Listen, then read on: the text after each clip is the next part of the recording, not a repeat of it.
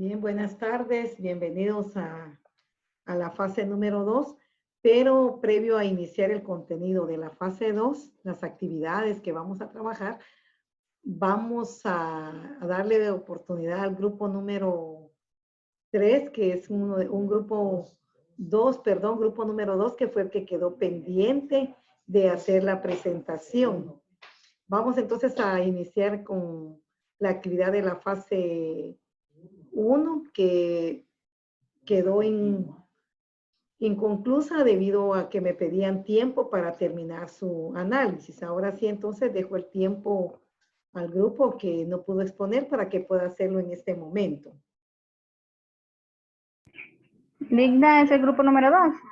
Sí, así es, señor Helen. Es la monitor. Así es, licenciada. Muy buenas tardes, compañeros. Señor Helen, buenas tardes.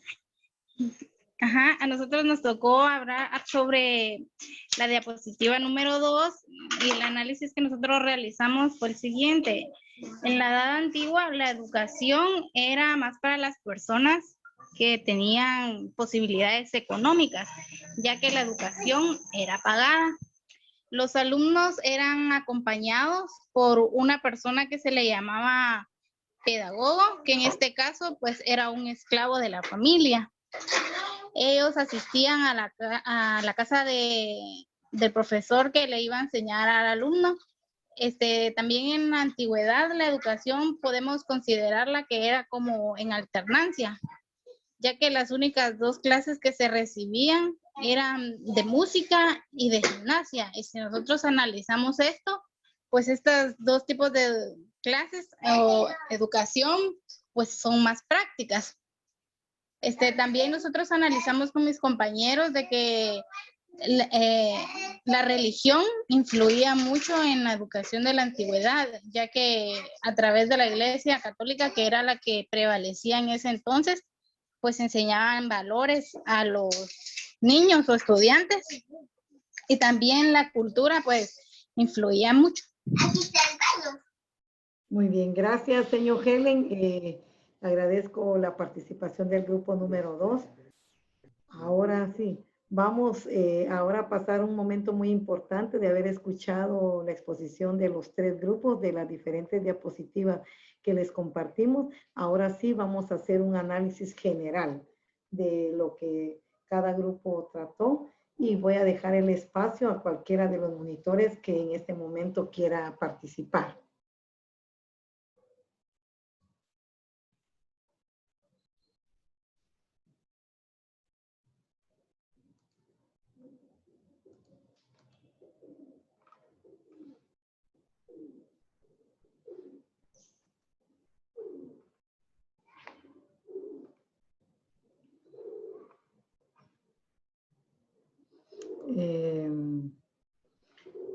Si alguien quiere hacer un comentario de lo que tratamos en la actividad anterior, pues estamos para escucharlos, repito. Y si no, pues vamos a pasar a otra actividad muy importante que está en nuestra agenda, como es el desarrollo del tema de la educación grecorromana. Tenemos acá, este es el tema central de nuestra actividad del día de hoy. Tenemos la educación en Roma. Dice, el antiguo romano consideraba que tenía bastantes estudios cuando sabía leer, escribir y hacer cuentos. Para H. Marrow dice que la educación romana en sus orígenes era una educación de campesinos. Hacia fines del siglo VI, Roma y la cultura romana aparecen dominadas por una aristocracia rural de propietarios que explotan directamente sus propias tierras, que era una clase distinta de la nobleza guerrera. Tenemos también que la educación en Roma, tradicionalmente, la educación de los niños y niñas romanos se desarrollaba en el seno de la familia, durante los primeros años a cargo de la madre, hasta los 7 años.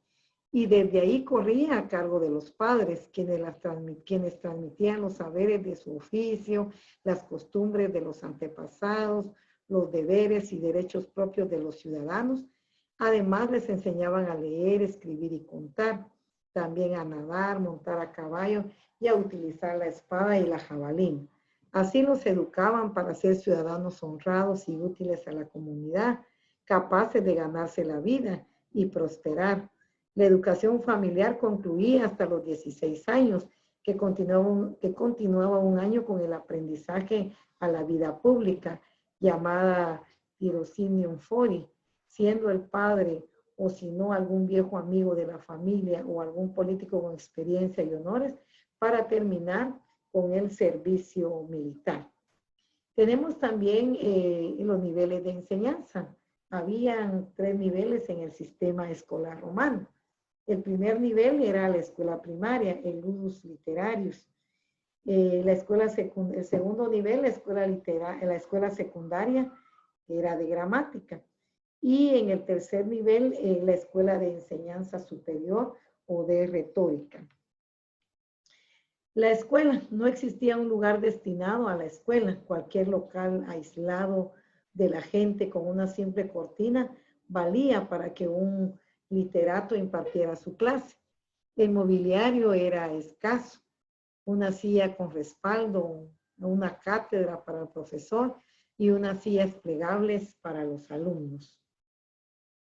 En las funciones del maestro, pues la tarea esencial del maestro era enseñar el respeto a las tradiciones familiares y a la tradición nacional. La función de este maestro era enseñar a leer, a escribir y contar, tarea en la que invertía bastantes años. La metodología en la lectura, la metodología empleada estaba perfectamente reglada, se dividía en diversas etapas. La primera, la lectura del texto en voz alta. 2, comentario para la perfecta comprensión del texto. 3, crítica del texto. Comentando errores detectados. Y luego tenemos el juicio sobre la obra o pasaje leído. Esto es en cuanto a la metodología en la lectura. Ahora, el pedagogo en la escuela primaria. Las familias de las nobilitas no solían enviar a sus hijos a ellas, pues preferían los profesores particulares. Las familias de clase media también adoptaron la costumbre griega del esclavo acompañante, que es el pedagogo, que desempeñaba el papel de un verdadero ayo, encargado de la formación moral del niño. Era quien conducía al pequeño amo hasta la escuela. La Escuela de Enseñanza Superior de Retórica aquellos que deseaban prepararse para la vida pública o para ejercer la abogacía, completaban su formación en las escuelas de retórica.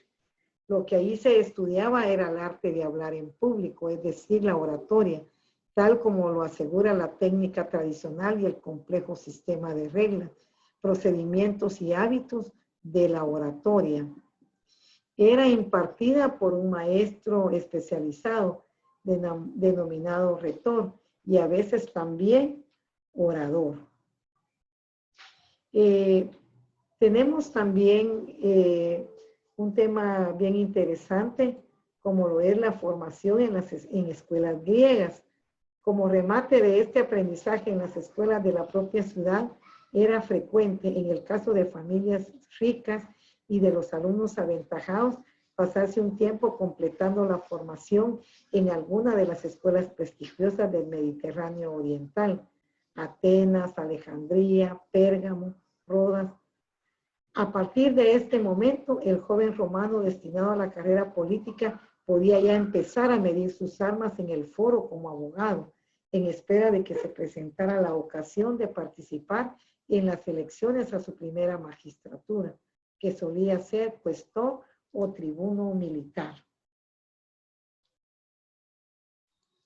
Bien, ahora sí, vamos a escuchar qué opinión personal tienen ustedes en relación a estos temas que estamos compartiendo. Vea cómo la educación ha evolucionado en la época actual. Ya vemos de que sí hay alguna herencia de esta educación romana en la nuestra, ¿verdad? Pero ahora quisiera escucharlos a ustedes. ¿Cuál es su opinión acerca de los temas? Pues ya se reunieron, ya compartieron en grupo y ahora quisiera escucharlos. Bien. Profe Juan Luis.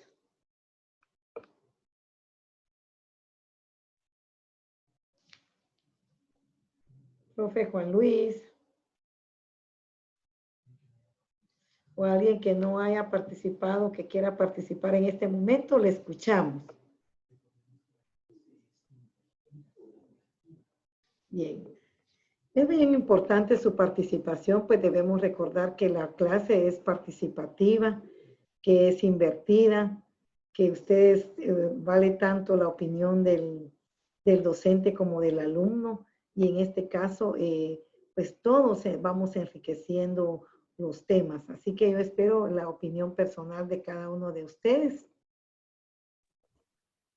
Sí, Ligda, la verdad que antiguamente lo más principal era aprender las costumbres, aprender a leer, acerca de todo lo que ellos enseñaban, pues la literatura fue uno de los que más enseñaban ellos. Así es, señor Mónica. Y actualmente todavía nosotros practicamos parte de esa educación romana.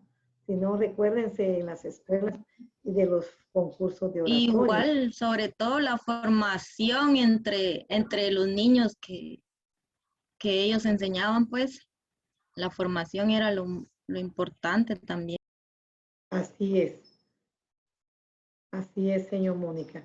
Gracias por su participación. ¿Alguien más? Profe Juan Luis.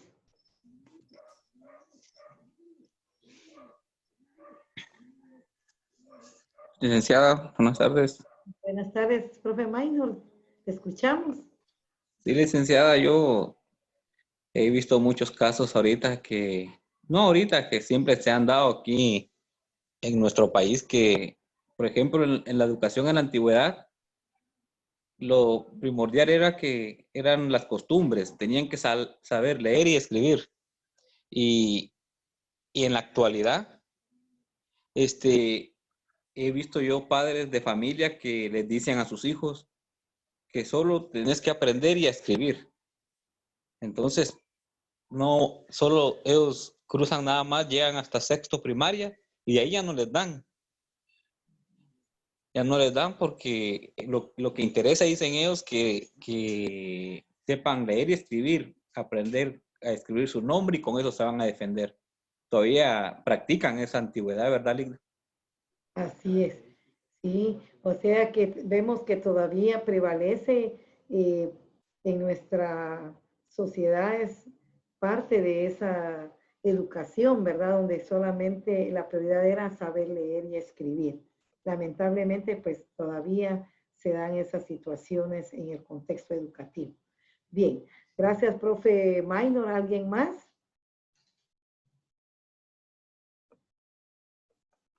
Que quiera compartir esta tarde. Escuchamos las opiniones, por favor. Recuérdense que la participación de ustedes es muy importante. Bien. ¿Alguien más? Señor Helen Raquel.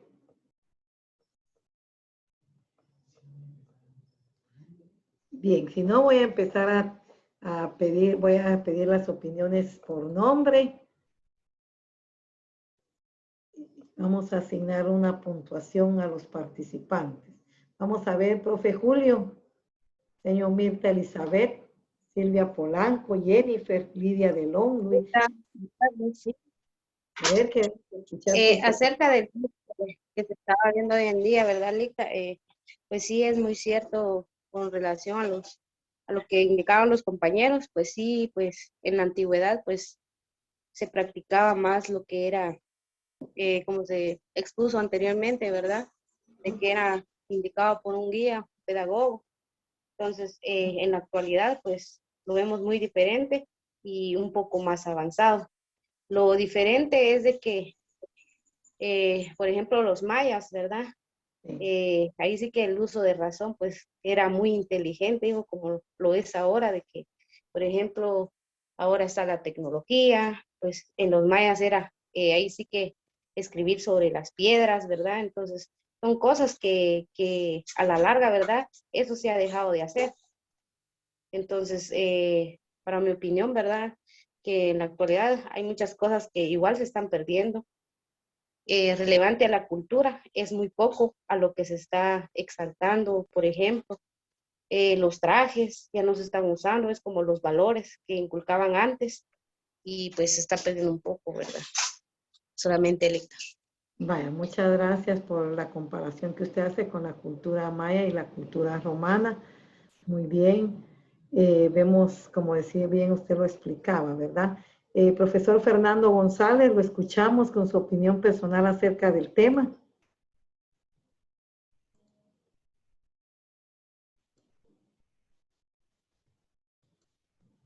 Profe Fernando.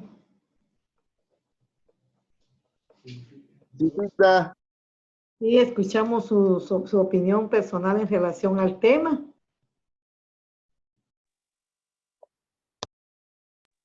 Bien, pues Licta, buena tarde.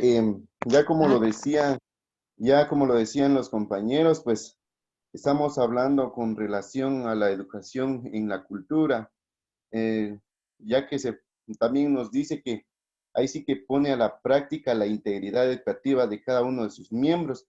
A través de ello, pues se podría resumir que primero se enseñaba al alumno la realidad, segundo se le enseñaba a ser una persona virtuosa. Eran dos objetivos inseparables e indispensables según ellos en su momento.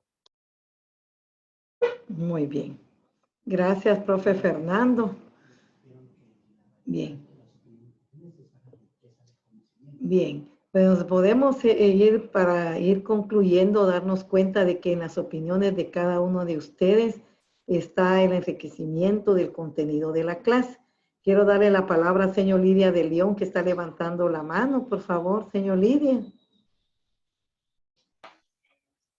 Buenas tardes, Ligda.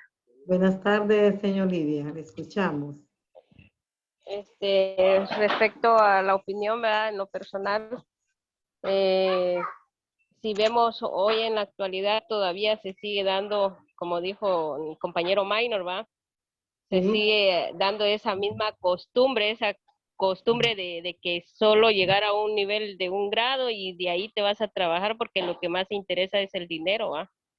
Eso es lo que se ve hoy en día, no se ha hecho ni omiso a la trayectoria durante los años, sino que se sigue dando. Y se ve claramente que cuando los padres de familia apoyan a sus hijos en la educación, se ve bien ahí claro que las personas que apoyan a los hijos están atentos a todos los sucesos que se requiere en la educación, pero a veces muchos de los factores es la economía que afectan bastante al área familiar, ¿va? Porque también la economía es base fundamental para seguir, ¿va? En lo que es la educación líquida. Y creo yo que lo que se dio en la educación de antes todavía se está viendo en la actualidad, porque siempre se sigue la metodología de solo leer y escribir, y eso fue lo fundamental. Y eso sigue siendo fundamental para algunos casos, ¿verdad? Un padre de familia. Entonces, es todo, Ligda. Gracias. Gracias, señor Lidia de León, por su participación.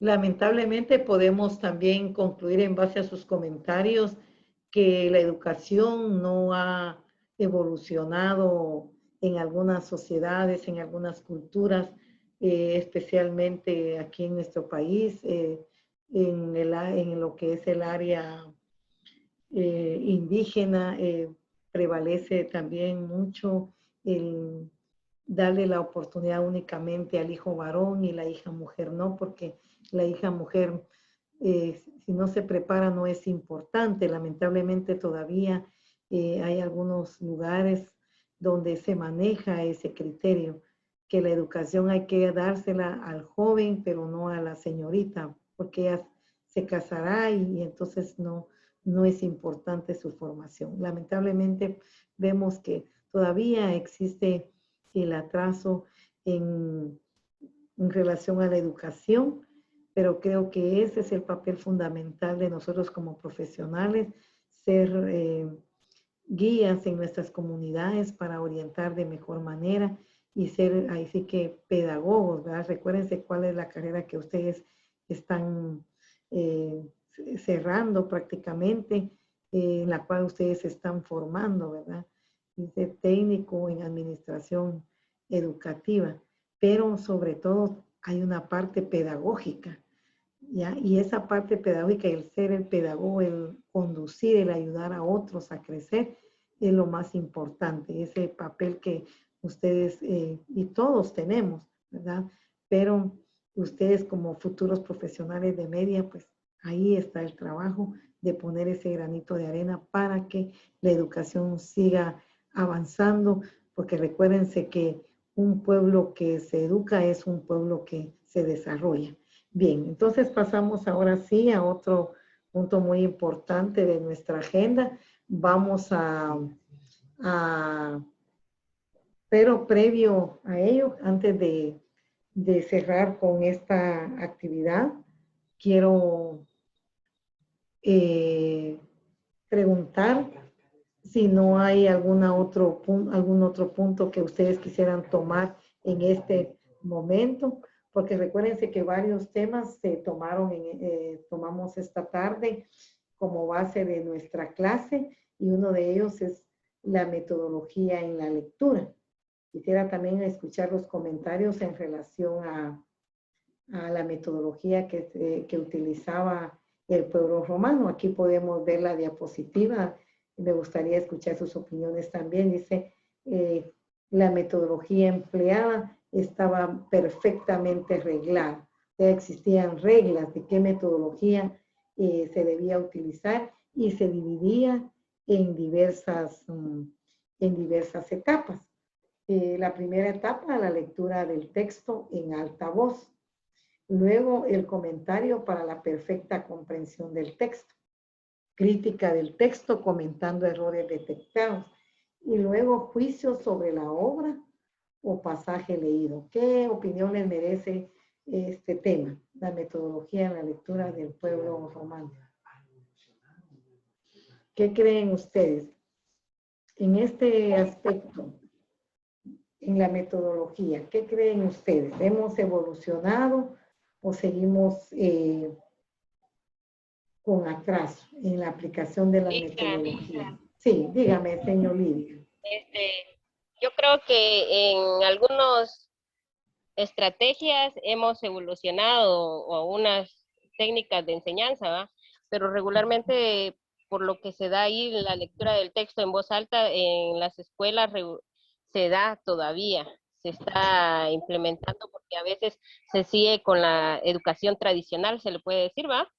Que donde el niño lee en voz alta lo que se le está pidiendo para tomar nota a los demás compañeros de lo que él está diciendo. Entonces, yo creo que en esa metodología todavía se está empleando en lo que es la área de la educación y sí se ha evolucionado en las técnicas, en algunas técnicas o estrategias que se ha utilizado para apoyar al niño en lo que es el aprendizaje, pero esa metodología todavía se está dando.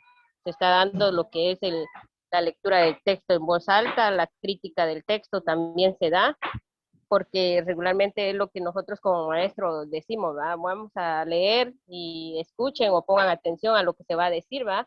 Eso es lo que nosotros decimos a los niños y ya empiezan los niños. Entonces ahí donde sale, donde decimos, bueno, un resumen de lo que se dio de lectura. Entonces sí se sigue todavía con la misma metodología. Muy bien, gracias, señor Lidia.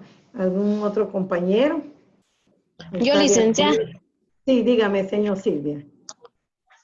pues considero, licenciada, que la metodología va a evolucionar dependiendo del maestro, porque hay maestros que no les gusta seguir con la educación así tradicional, diga usted. Tratan de evolucionar, de hacer diversos cambios, de ser un poco más creativos para que los estudiantes no sean como, ay, un dictado o una lectura nuevamente y es muy aburrido. Lo hacen así como que más llamativo y creativo para que los estudiantes, para captar la atención de los estudiantes y hacerle un poco más interesante. Muy bien. Muy bien, que la compañera comparte que es la creatividad del maestro en cuanto a la aplicación de la metodología, de hacer más dinámica la clase. Y en este caso, que estamos hablando de la metodología en la lectura, pues, ¿por qué no innovar, verdad? ¿Por qué no tratar de que el estudiante se sienta a gusto leyendo el texto y haciendo comentarios, pero para la perfecta comprensión del texto, no para hacer sentir mal a los estudiantes, porque muchas veces debido a eso también, si no hacemos buen uso de la metodología, si no la utilizamos para hacer sentir mal a quien está compartiendo la lectura, también a veces ahí es donde se pierde el deseo de participar. Entonces yo comparto lo que la compañera dice, pues ser creativos en la aplicación de la metodología y hacer sentir a gusto a las personas que están bajo nuestra responsabilidad y que cuando apliquemos estas metodologías pues sean de beneficio para los estudiantes. Muy bien, ¿alguien más?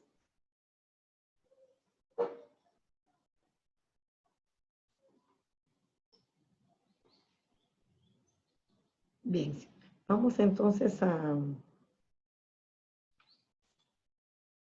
pasar, vamos a conversar ahorita sobre las funciones del maestro en la época romana y vamos a hacer una comparación con nuestra realidad actual. ¿Cuál es la función del maestro actualmente? Dice, en las funciones del maestro, la tarea esencial del maestro es enseñar el respeto a las tradiciones familiares y a la tradición nacional. La función del maestro era enseñar a leer, a escribir y contar, tarea en la que invertía bastantes años. Vamos, quiero escuchar comentarios.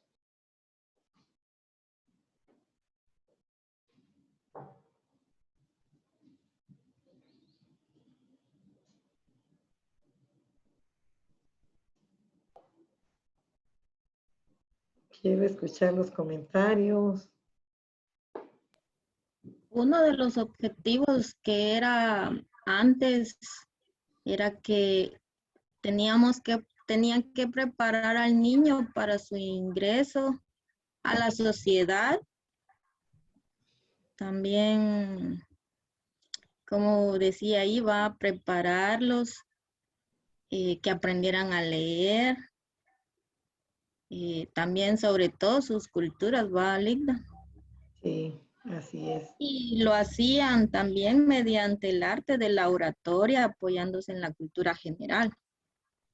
Sí, muy bien. Por eso era muy importante que la metodología que ellos utilizaban, leer en voz alta, porque se estaba ya preparando al alumno para que él desarrollara el arte de la oratoria, ¿verdad? Entonces, muy bien. Señor, no sé si hay otro comentario más. Ahora, quisiera que alguien de los que está participando en esta sesión virtual pues opinara si realmente las funciones del maestro actualmente se están llevando a cabo. ¿Qué consideran ustedes haciendo Ligda, una comparación? Sí, dígame, escucho. fíjese, Ligda, que con lo que se está viviendo hoy, el niño no está aprendiendo a leer ni a escribir. Fíjese que los de primero primaria, ellos, los padres de familia solo van a las escuelas a traer las tareas. Y un hermano que sabe, que ya sepa, que da un grado más alto, él hace las tareas y el niño solo está ganando. Entonces ya los niños que ganaron el año pasado primero, ahorita están en segundo, no saben leer ni escribir. Entonces eso es lo que está afectando ahorita al país. Entonces no se está dando como en la antigüedad, ¿verdad? Que la educación era obligatoria, hoy no. Hoy media vez entregan tareas, el niño está ganando. Y es para mí pues es un gran problema, le están haciendo un daño pues al niño, solamente. Gracias, profe, debido. Bien, entonces creo que tenemos un gran reto. Porque ¿cuál entonces creen ustedes que sería el papel del maestro ante esta situación de pandemia que está viviendo el mundo y especialmente en nuestro país? ¿Cuál sería entonces el papel del maestro para ayudar en esta problemática que estamos viviendo, que los niños por tener una educación a distancia no están aprendiendo a leer y a escribir? ¿Qué consideran ustedes que tiene que hacer el maestro? Sí, le escucho. Sí. ¿Me escuchamos? ¿Sí? Sí, Ligda. Sí, te escucho. Yo creo que, bueno, no sé si le voy a responder al compañero Minor, ¿va? Los maestros hoy en día sí se está trabajando, diga usted, por medio de funciones tecnológicas y todo, pero en las áreas rurales viene a afectar tanto el estado de la pandemia, ¿va? Porque hay muchos padres de familia que no utilizan WhatsApp, ni mucho menos tienen para la comida, ahora para internet. Entonces, regularmente, yo lo que pienso ahí es que es la vocación del maestro, Ligda, la que se va a desarrollar hoy en día, porque si el maestro tiene vocación para enseñar, no importa por qué medio o por qué estrategias o técnicas de enseñanza va a utilizar para que el niño pueda aprender. Pero como regularmente hay muchos docentes, se puede decir de que no se meten en esa área porque no van por vocación, sino que van por otra cosa en el trabajo. Entonces, sí está costando un poquito porque los niños, a veces ni los niños ni los padres de familia ponen de su apoyo para poder enseñar.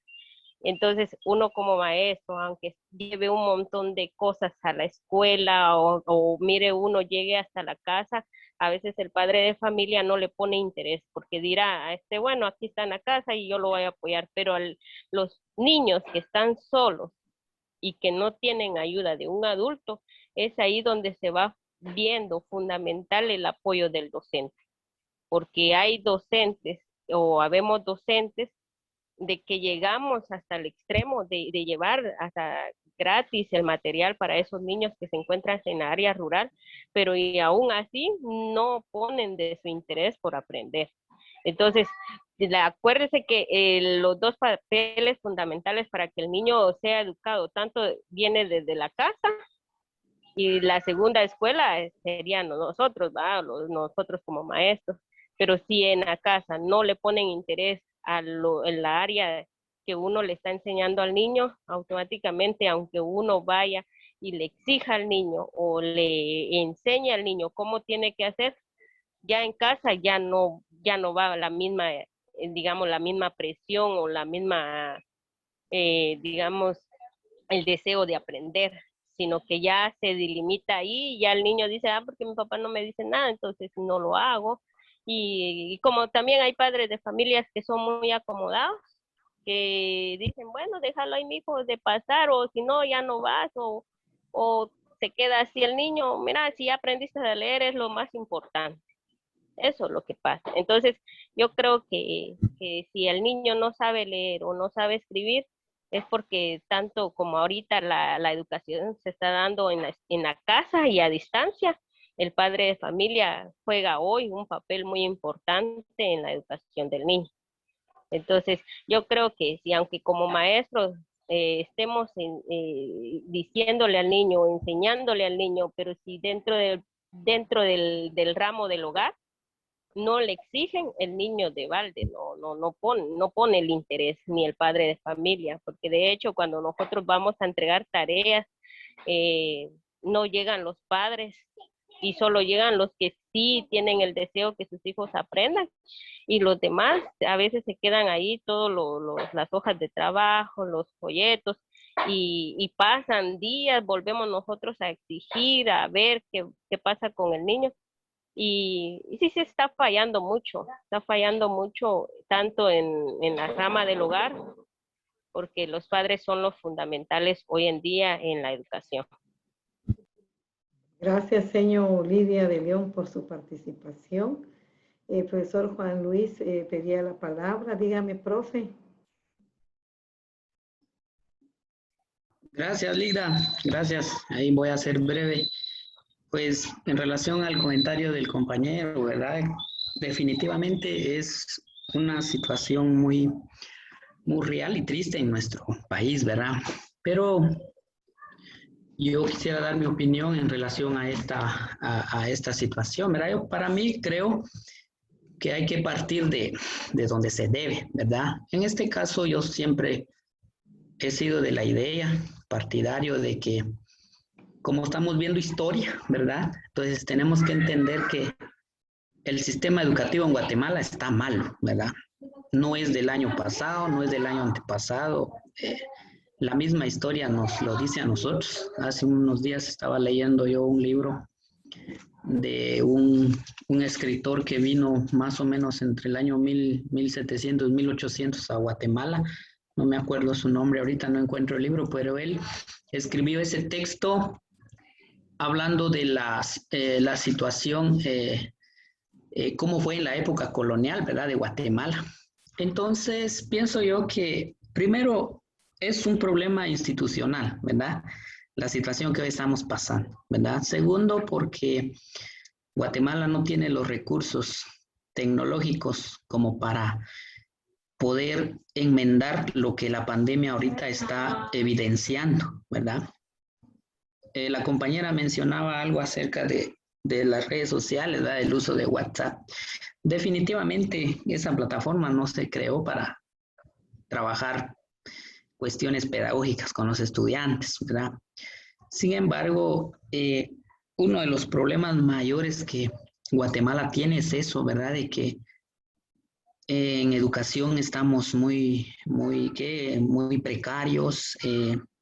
Somos un país tercermundista que no salimos de esta, ¿verdad? Y la historia mismo lo confirma. Quizás me imagino yo que vamos a ver eso cuando lleguemos a la educación en la época colonial. Nos vamos a dar cuenta de que desde esa época a nadie, así en palabras muy chapinas, populares, a nadie le ha interesado la educación en Guatemala, ¿verdad? Y agregado a eso, pues podríamos decir que el maestro, pues hoy por hoy se ha acomodado a eso, ¿verdad?